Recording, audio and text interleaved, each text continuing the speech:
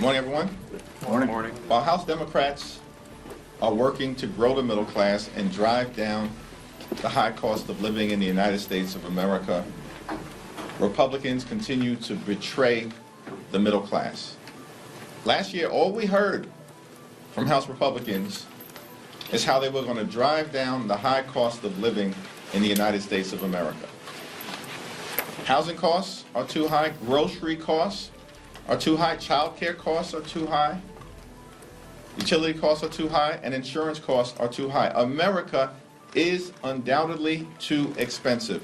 House Democrats are committed to driving down the high cost of living. Republicans haven't done a thing to address the cost of living crisis in the United States of America. Not a single bill, not a single proposal, not a single idea.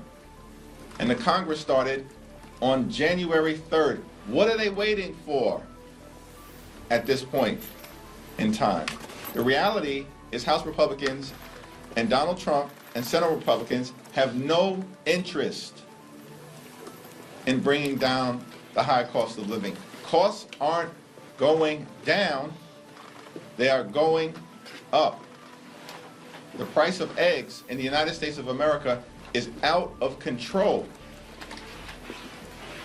It's an emergency, and nothing is being done by the Republicans in Washington or across the country to address it. Questions? Thank you. There's a government funding deadline on March 14th. How would you characterize the appropriations talks right now? And do you feel that Republicans are still actively engaging, or have they walked away? House Republicans have the majority. Senate Republicans have the majority. Donald Trump is the president. They have a responsibility to fund the government on March 14th. Over the last several weeks, House Democrats, led by Rosa DeLauro, have been engaging in good faith in trying to reach an agreement that meets the needs of the American people, keeps the government open, and addresses issues around the health, the safety, the national security, and the economic well-being of everyday Americans. House Republicans have chosen to walk away.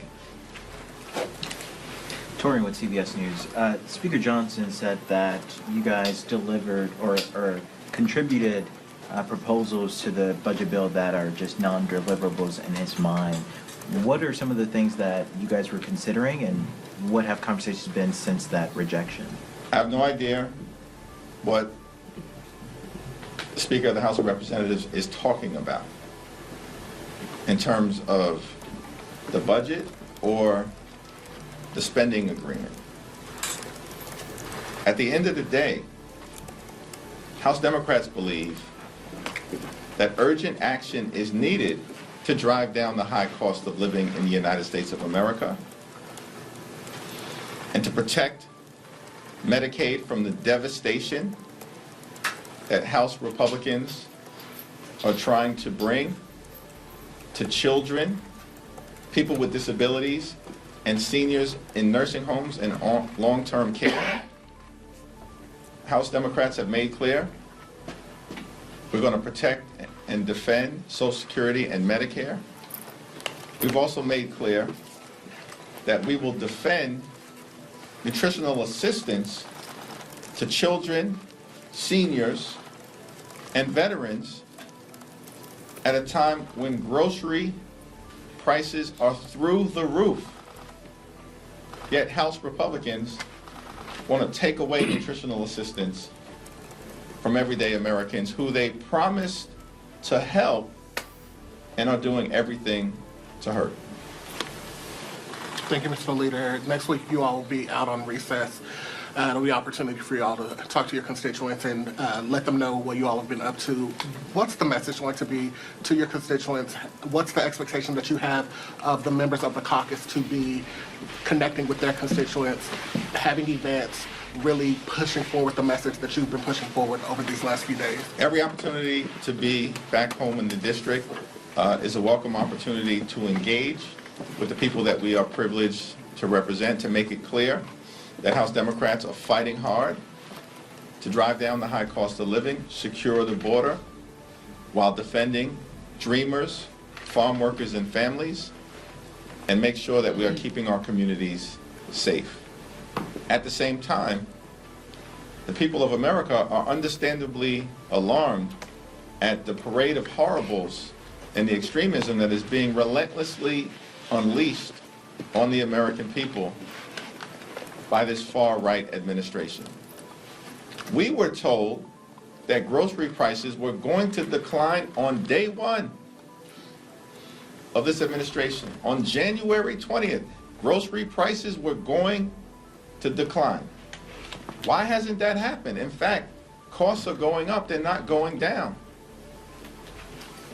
As it relates to groceries, housing, consumer goods, and insurance. Republicans made a lot of promises last year. They spent a lot of time talking about lowering the high cost of living while running away from Project 2025 as if it didn't exist. This year, Republicans have spent all of their time implementing the most extreme parts of Project 2025 and have done nothing, nada, as it relates to the high cost of living. In fact, the Republican budget plan, which represents a betrayal of the American middle class and all those who aspire to be part of the middle class, will hurt working class Americans, hurt middle class Americans, and hurt everyday Americans, children, seniors, and veterans by devastating Medicaid. The Republican Party a few weeks ago promised to love and cherish Medicaid. Cutting Medicaid by close to $1 trillion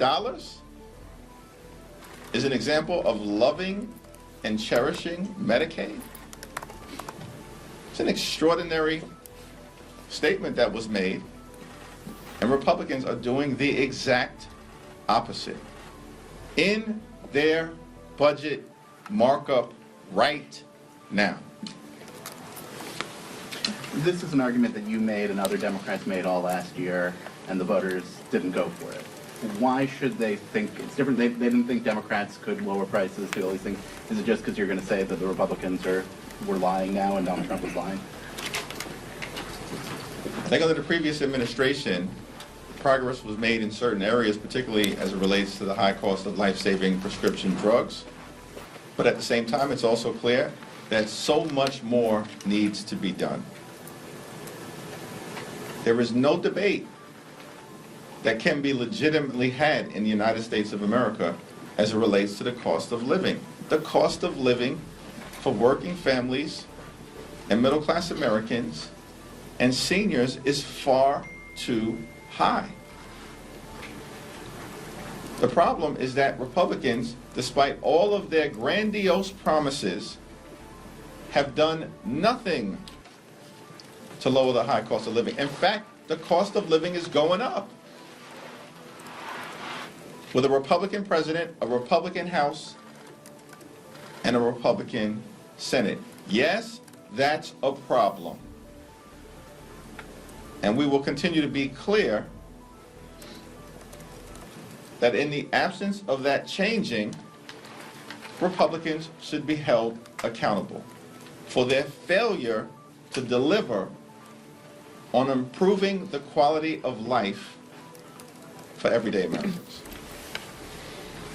What specific conditions are red lines for Democrats with regard to supporting a CR or a government funding measure on March 14th? At this moment, there is no discussion because the Speaker of the House has apparently ordered House Republican appropriators to walk away from the negotiating table. They are marching America toward a reckless Republican shutdown.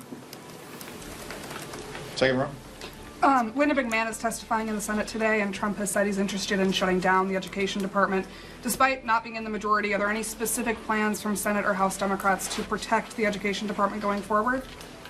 There are several members who will take the lead on this issue, including but not limited to Representative Jahana Hayes, Bobby Scott, the once and future chairman of the Education and Labor Community, Frederica Wilson, and other educators and leaders, including John Mannion, who all understand that public education is a precious part of what makes America, America.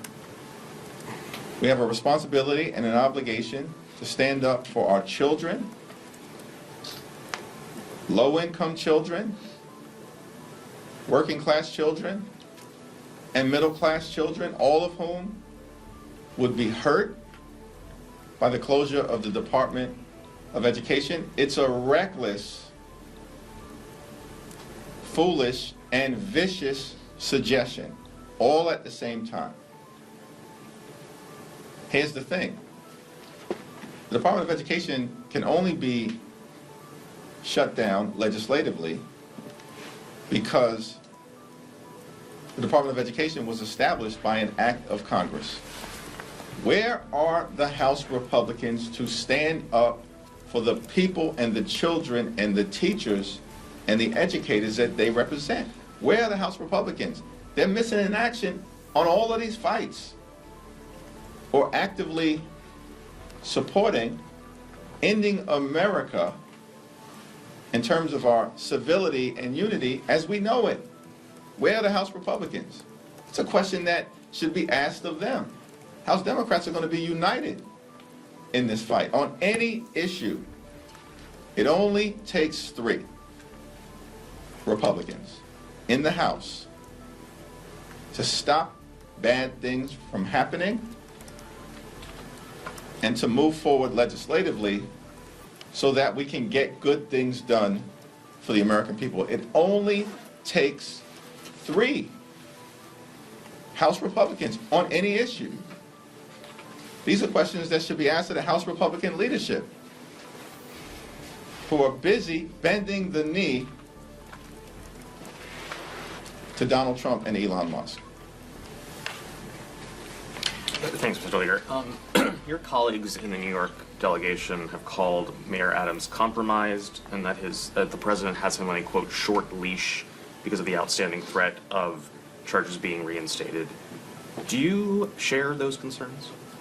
Those are all legitimately held concerns that have been articulated by members of the congressional delegation. Most importantly, there are people in the communities that I represent back in Brooklyn who are deeply alarmed at the unfolding events connected to the current mayor of the city of New York. So you think it's a legitimate fear that he is basically going to do the bidding of the White House? I'll be back home in Brooklyn later on today, but what is clear is that the White House made a decision to dismiss the criminal charges pending against Mayor Adams without prejudice. Translation: it is the intention of the Trump administration to keep the current mayor on a short leash. How the mayor responds to the White House's intentions is going to determine a lot about the political future of the current mayor of the city of New York. You said Republicans have walked away from the negotiating table regarding the budget bill, and Speaker Johnson seemed confident that he can pass it with this caucus. Have there been any discussions within your own caucus about what concessions you would take should that dynamic change on the Republican side and he may need Democratic votes? House Republicans have made a decision to walk away from the four corners discussions that involved House Democrats, Senate Democrats, and Senate Republicans related to funding the government in a manner that meets the needs of the American people. They have chosen to walk away, and they have a responsibility to govern in connection with March 14th and beyond. How would you judge the Dems' messaging on DOJ and if it's been effective or not? And could there be the argument that you might be missing the will of the voters who support DOJ and might be too hung up on the process? The American people are alarmed about the possibility that Elon Musk and his far-right extreme minions have access to their personal and financial information. Why in the world does Elon Musk need access to the names, addresses, birth dates, social security numbers, and bank account information of tens of millions of Americans? Why does he need access? What are they planning to do with that information? These are legitimate questions that House Democrats have been asking, and we're taking action to stop it, which is exactly why we introduced the Taxpayer Data Protection Act. Where are House Republicans as it relates to stopping the steal of taxpayer data? Where are House Republicans? It only takes 3 to join us, and we can move the Taxpayer Data Protection Act. I think we've been very clear in terms of the pushback that's taking place in the Congress, and we've been partnering with Democratic attorney generals, unions, advocacy groups, and democracy reform organizations as it relates to the litigation that has been filed that is successful to date in stopping the overreach and the unlawful, unconstitutional, and unconscionable power grab being led by an out-of-touch, unaccountable, and out-of-control billionaire puppet master. Leader, I have a question about messaging as well. I don't know if you've seen the buzz building about Stephen A. Smith, the ESPN personality, and running for president. I'm wondering what you make of that and what you think it might say about how effectively Democrats are messaging at this time. 2028 is way off in the distance. House Democrats are engaged in an hour-by-hour, day-to-day, week-to-week struggle on behalf of the American people in the context of the first 100 days and beyond. Do you think There's a lot to like about Stephen A. Smith, including the fact that we are both diehard Knicks fans.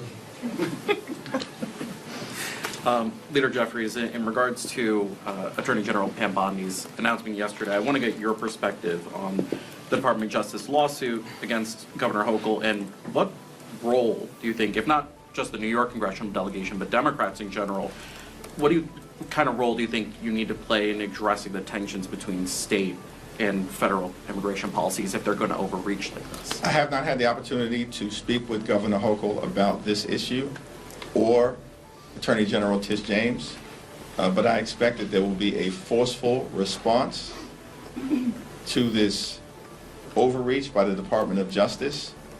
We will not be intimidated at all, ever, by the Trump administration and anything that these far-right extremists attempt to do to hurt New Yorkers or hurt the American people. We will not be intimidated.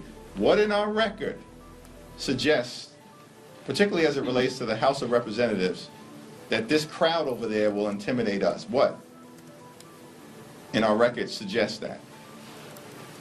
What in 2017? What in 2018? What in 2019? What in 2020? What in 2021? What in 2022? What this year suggests that House Democrats are going to be intimidated by any of the extremism that is coming out of 1600 Pennsylvania Avenue? We're going to push back. We're going to push back forcefully. We will certainly defend the people of the great state of New York, and the American people. Last question.